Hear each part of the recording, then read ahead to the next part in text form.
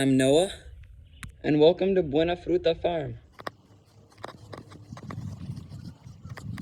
Today's our first day on the farm, and what we've been doing is making terraces and building steps. We dug out ledges every few steps that we also created to prevent erosion and also make it easier to pick the fruits that are on these trees down here. And so we can also catch organic matter like leaves so that they decompose in the trenches and then improve the soil quality. We use different tools like pickaxes, hoes, and shovels to build these terraces out. And now it's easier to pick these fruit, like these unripe mangoes that are right here.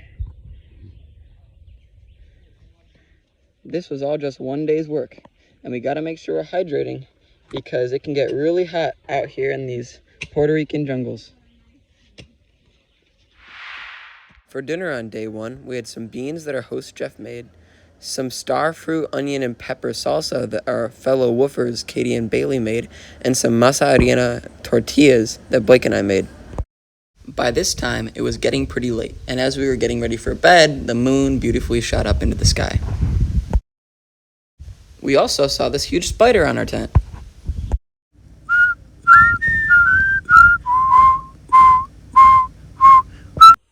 Day 2, and it's another beautiful day.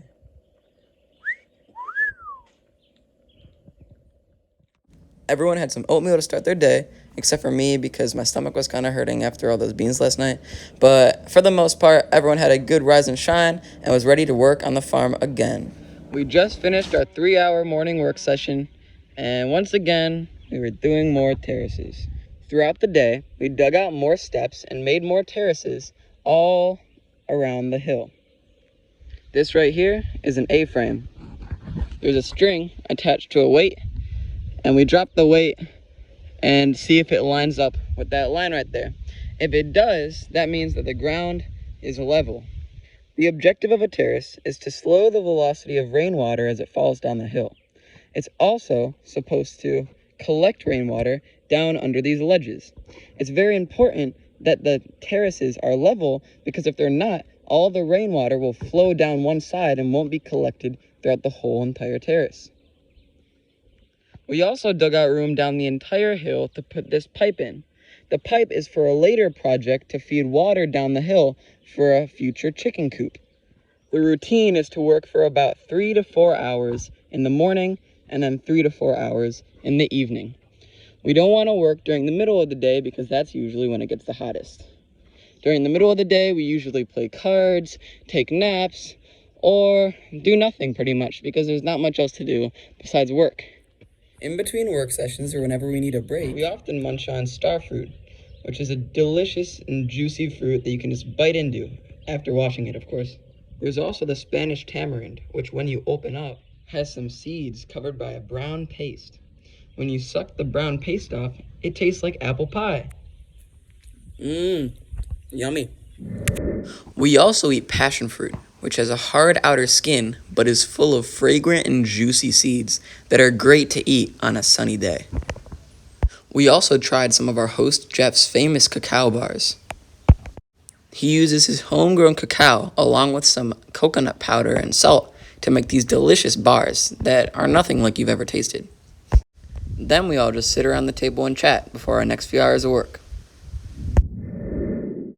It's important that we rest, not only to get away from the heat, but also the gruesome work. I mean, look at Blake's hands. After relaxing for a little bit, we decided to walk down the road to a nearby river for a little bit of refreshment and fun. We all just sat on the stream, looked at the fish, played in the rocks, and had a generally pretty good time.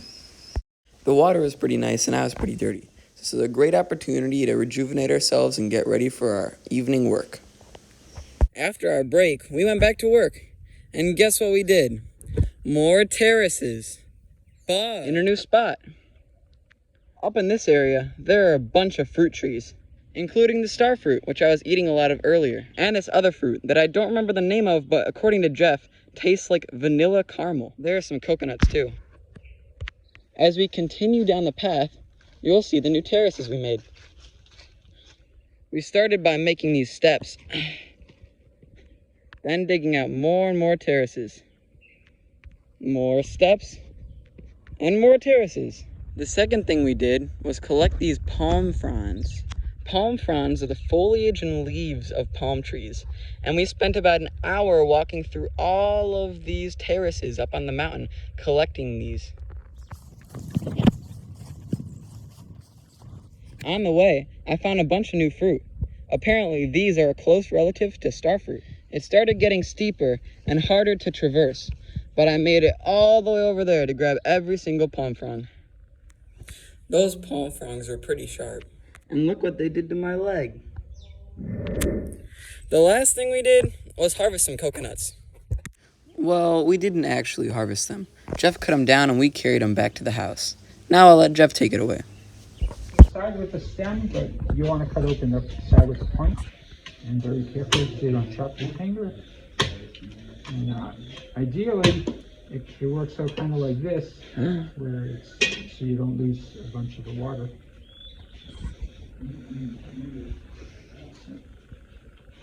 Nice.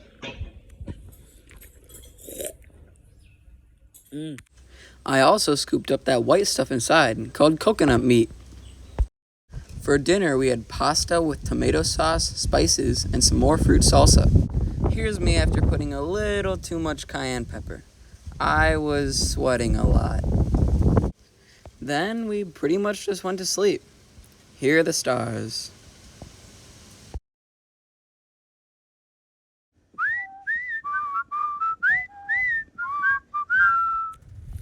We were up and ready to work by around 7 again this morning, and do I even have to tell you what we did today? Like, come on.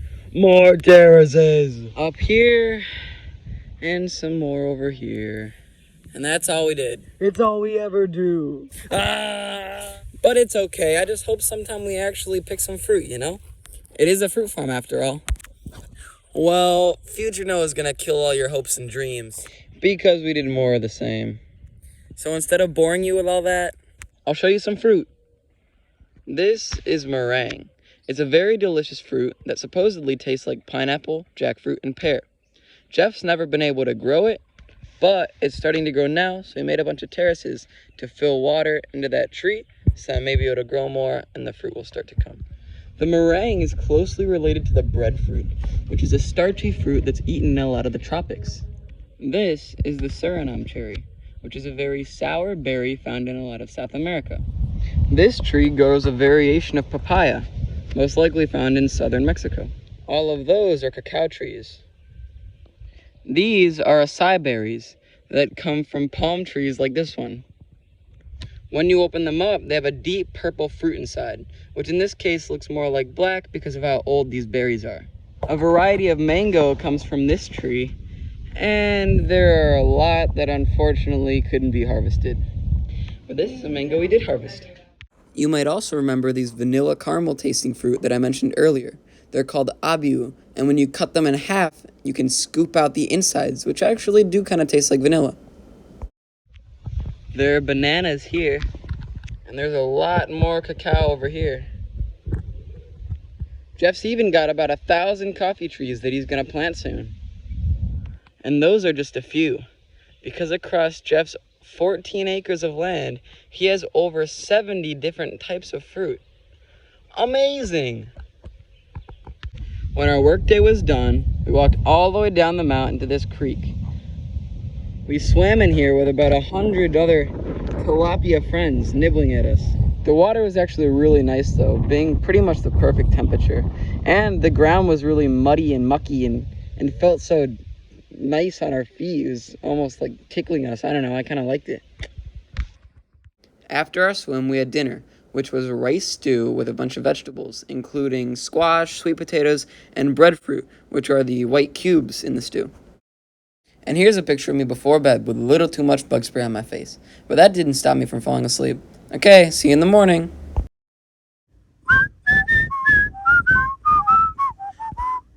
Rise and shine.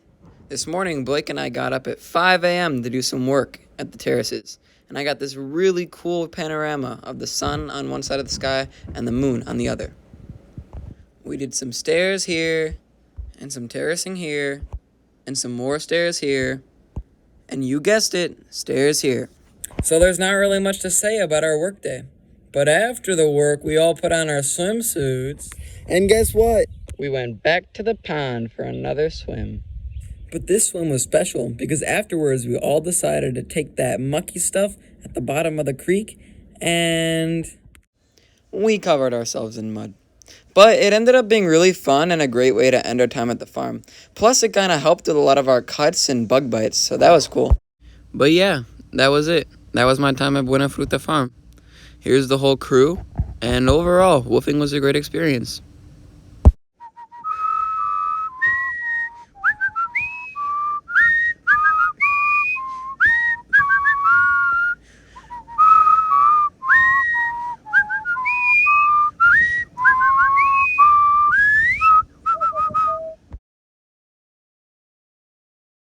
Here's where we spend all our free time.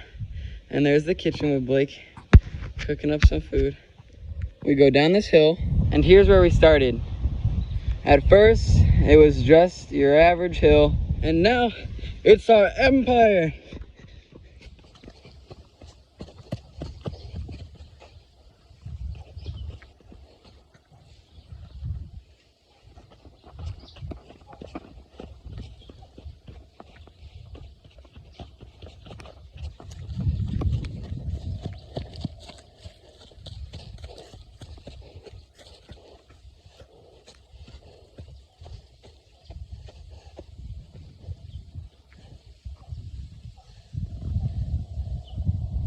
We expanded down to this area yesterday, and we made sure to spend a lot of time digging trenches behind certain trees that needed extra water. The trenches will accumulate water when it rains and help feed them so they can grow more fruit, etc. The other area we did a lot of work was up here.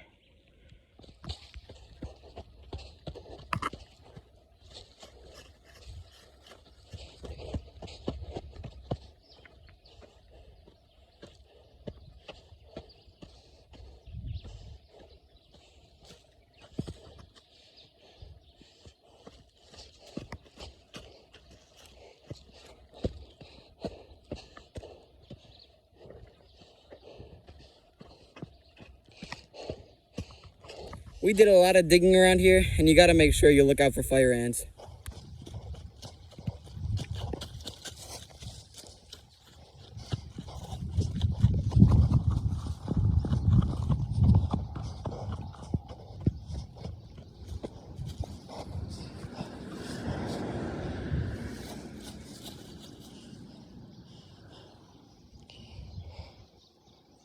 And that's pretty much all we did throughout the few days we were here. It's really cool to look back and see all the progress we made. All the stairs, the trenches, the terraces. It's pretty cool stuff.